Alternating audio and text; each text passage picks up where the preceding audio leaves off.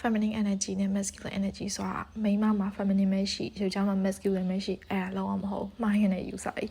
မိန်းမမှာလည်း feminine ရော masculine ရောရှိတယ်ဥပမာပြပြမယ် toxic femininity ဖြစ်တဲ့အမျိုးသမီးတွေဆိုလို့ရှင်ကွာ feminine အရန်လွန်ကဲနေဘယ်ရမစိုးငါမိန်းမငါပြုံးညံ့နေငါမလုံးနိုင်ဘူးငါ့ကိုသူများတွေဖာထင်မလဲအဲ့ဒီ role မှာပဲ victim role မှာပဲနေ victim ကတ်တွေပြပန်းသူတွေသွေး drama တွေချိုးအဲ့ဒီ main ကလေး toxic femininity ပါ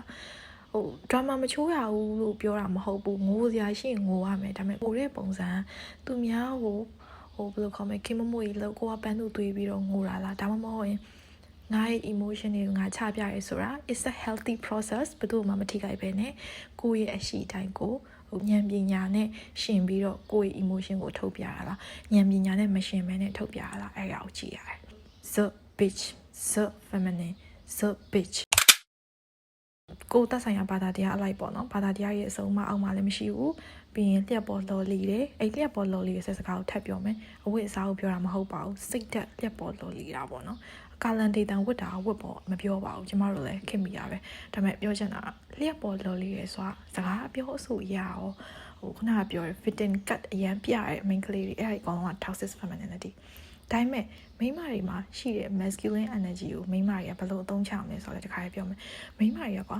masculine energy မရှိဘူးလို့ထင်တာမဟုတ်ဘူးကျမဆိုလည်းအရင်နူးညံ့အိဖက်ပြောညံ့ပြီးတကယ် princess လေးလိုပဲအပြင်မှာလည်းနေတဲ့အထဲမှာလည်းနေဒီတိုင်းပဲနေတယ်ကိုခံယူထားတဲ့ဘဝလေကိုတိဆောက်ထားတဲ့ကိုရဲ့ quantum field ထဲမှာကိုတိဆောက်ထားတဲ့ဒါကို project လုပ်ထားတဲ့ hologram တွေက human avatar ပေါ့နော်အဲ့ဒီလူသားအရေးကုန်လူသားဝတ်ရုံကျမအလားဆုံးပြင်ဆင်နေဆိုတာကျမကိလေသာတွေများနေလို့တနာကြီးကြီးနေလို့မဟုတ်ဘူးလူဆိုတာတသက်ရတနတ်ရှင်နေရတယ်ကြည်ကောင်းနေရတယ်ချုံမောလာပေါက်နေရတယ်ကိုယ့်ရဲ့ fullest potential တွေသွားတယ်ဒါကကိုယ့်ရဲ့ feminine energy ဟုတ်ပြီ masculine energy ကကြတော့ကိုယ်မှာရှိရဲ့စိတ်ကူးတွေအတွေးတွေဖန်တီးမှုတွေအဲ့လိုမျိုးနူးညံ့မှုတွေကိုဖုံးကွယ်ရှက်ကြောက်နေခြင်းမရှိဘဲနဲ့ပြောတဲ့စကားကိုငါယုံကြည်တယ်ငါပြောတဲ့စကားမှာငါ authenticity ရှိတယ်ငါလုပ်နေတဲ့အလုပ်ကမှန်တယ်ဆိုတာငါယုံကြည်တယ်ငါသွားနေတဲ့ရှောက်နေတဲ့လမ်းဖောက်နေတဲ့လမ်းငါမှန်တယ်ငါကောင်းကျိုးအများကောင်းကျိုးငါလုပ်နေတာငါယုံကြည်တယ်အဲ့လိုမျိုးခိုင်မာတဲ့စိတ်ဓာတ်ကယောက်ျားလေး energy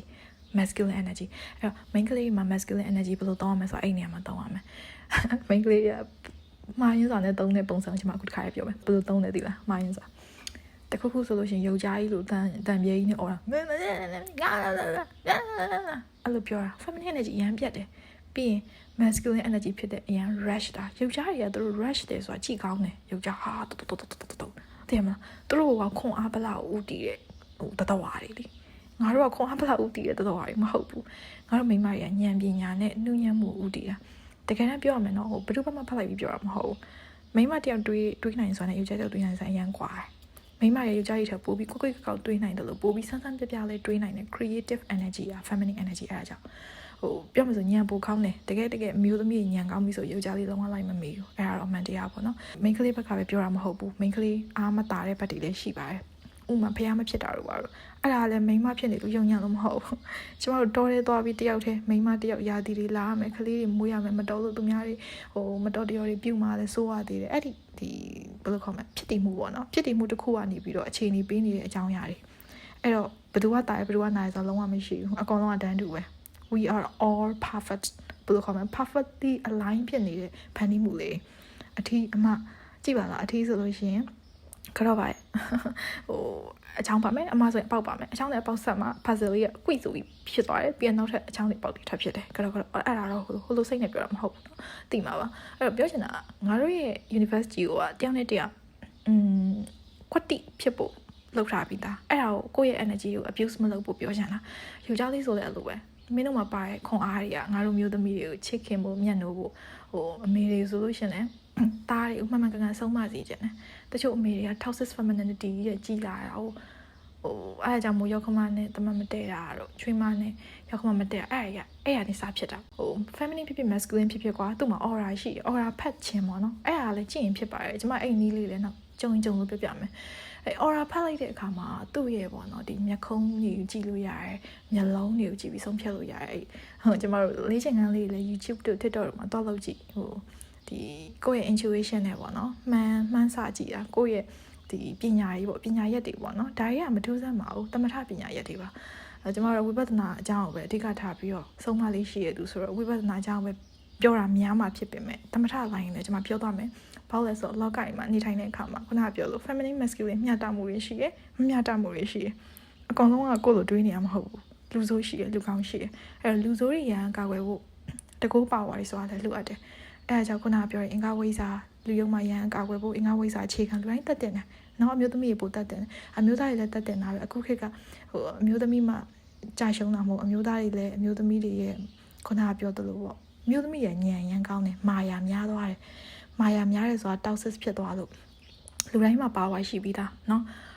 ညံကောင်းတဲ့သူကြတော့ကိုယ့်ရဲ့ကောင်းတဲ့ညံအောင်ကောင်းတဲ့နီးမှာမတုံး toxic ဖြစ်တဲ့နီးမှာတုံးလိုက်တော့မာယာမိန်းမမာယာတဲကိုဖြာဆိုပြီးဖြစ်သွားတကယ်တော့မိန်းမမာယာတဲကိုဖြာမလုပ်ပဲနဲ့အဲ့ဒီမာယာဖြစ်စေတဲ့ညံနီညံနဲ့တွေကိုကဘာကြီးကိုကောင်းမှုအတွက်အကျိုးရှိဖို့အတွက်တုံးလိုက်ရင်အဲ့ဒါ divine feminine ဖြစ်သွားမှာပဲယောက်ျားလေးဆိုလည်းအဲ့လိုပဲခွန်အားရှိရယ်ဗလာရှိရယ်တောက်တင်းခိုင်မာမှုတွေရှိရယ်မျိုးသမီးတွေကိုကာကွယ်ဖို့ဆောက်ရှောက်ဖို့ခွန်အားတွေနဲ့တရားကြီးလိုဖြစ်ပေးဖို့ပေါ့အဲ့ဒါကိုလည်းအမျိုးသမီးရဲ့ကျေးဇူးတင်တဲ့စိတ်နဲ့ငါယောက်ျားငါကောင်လေးငါသားအမေဆိုလဲအဲ့လိုမျိုးငါအကိုသူ့ရဲ့ခွန်အားနဲ့ငါ့ကိုဒီလိုအကျိုးပြုတယ်ဟဲ့ငါလည်းငါရဲ့ဉာဏ်ပညာနဲ့သူ့ပြန်အကျိုးပြုမယ်ဟဲ့ဆိုပြီးတော့မိန်းမတွေကယောက်ျားတွေကိုဉာဏ်ပညာနဲ့ရောဖန်တီးမှုနဲ့ရောနှုတ်ညံ့မှုနဲ့ရောမြတ်တာတရားတွေနဲ့ရောပြန်ပြီးတော့အသိပွင့်နေပေါ့ကြားဖို့ရမှုနဲ့စကားပုံလေးအောင်ရှိသေးတယ်လေမိန်းကလေးတွေကိုဟင်းစားပြီးရင်ဟင်းကောင်းလေးတစ်ခွက်ပေးတယ်span ပေးလို့ရှိရင်မျိုးဥကနေပြီးတော့ဒါသမီးလေးမွေးဖွားပေးတယ်မိန်းမတွေကကွာအလှဆင်နေသူတွေလောကအလှဆင်တာအလှဆင်မှုတော့ကလည်းညံကောင်းမှရအဲ့တော့ဒီလိုလေးလောက်ချင်းကောင်းမလားအမေကလေးခြီထိုးတယ်ခြီထိုးခြင်းအမှုပညာမိန်းမတွေရဲ့လက်မှုပညာလှလှလေးထွက်လာယောက်ျားလေးလောက်ခိုင်းမလုပ်တတ်ဘူးအဲ့လိုပဲယောက်ျားလေးလုံနိုင်တယ်ဒီတပင်ခုံးမဲလက်စစ်မီးပိုင်းဆိုင်ရာတွေရေပိုက်ပြင်ပါမိန်းကလေးမလုပ်တတ်ဘူးတိလားအဲ့ခေတ်စားနေမှာဘယ်သူမှပုံမတော်နေဘူးဘယ်သူမှလည်းပုံမကောင်းနေဘူးငါတို့အကုန်လုံးကတူရှင်တွဲပြီးတော့သွားမှဖြစ်မှာဆိုတဲ့အတီကိုသိရင် divine feminine divine masculine ဖြစ်လာကြမှာရှင်အဲ့တော့ကိုကမိခင်တယောက်ဆိုရင်လည်းအဲ့လိုသားသမီးပြိုးထားရမယ်အပြူလူပြိုဆိုရင်လည်းကိုရွေးချယ်ဆိုတော့အဲ့လိုဖြစ်အောင်ရွေးချယ်ရမယ်ဒါမှကျမတို့ society တစ်ခုလုံးကစီပင်တရားဝပြိုမှန်ကန်တဲ့စိတ်ဓာတ်တွေရှိလာရင်ခုနပြောသလိုကြောင်ကြောင်မကောင်းတဲ့စိတ်တွေမှမရှိတော့တာဘယ်လိုလုပ်ရန်ဖြစ်မလဲရန်မဖြစ်ရင်ဆက်လည်းမဖြစ်ငြိမ်းချမ်းနေလေအဲ့တော့အားလုံးရဲ့ဖြစ်ရှင်းပါတယ်ကိုယ့်ရဲ့ energy ကိုကောင်းအောင် align လုပ်တိုင်းရင်းအင်ရန်တက်မျှတိုင်းကဘာကြီးရလဲမျှတာမှာပဲရှင် thank you and paradise